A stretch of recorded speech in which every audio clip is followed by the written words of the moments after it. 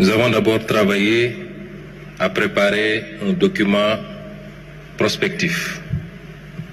Document qui a été préparé sur commande de son Excellence Monsieur le Président de la République et qui devait décliner son programme, le programme avec lequel il a été porté à la magistrature suprême par le peuple sénégalais. Ce document appelé Vision 2050 était phasé. 3 phases notamment. La phase redressement, qui est une phase qui devait se dérouler sur une périodicité de 3 ans. Je ne sais pas si le présentateur ne suit pas apparemment. C'est une phase de redressement, suivie d'une phase d'impulsion et enfin une phase d'accélération.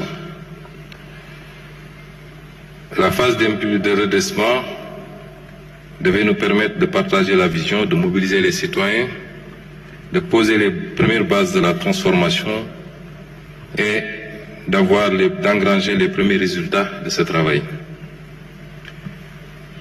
Elle sera suivie de la phase impulsion, qui est la phase de mise en œuvre de l'ensemble des leviers d'amorçage de la transformation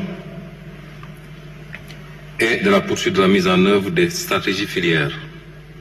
Et enfin une 3e phase, la phase accélération, qui devait nous permettre, comme son nom l'indique, d'accélérer la politique de développement des filières et de visibiliser la croissance engrangée à l'horizon 2050. Si vous regardez ce graphique, vous vous rendrez compte que, et ça nous permet de répondre à une question, parce qu'on a l'habitude d'entendre dire que nous demandons aux Sénégalais de patienter jusqu'en 2050.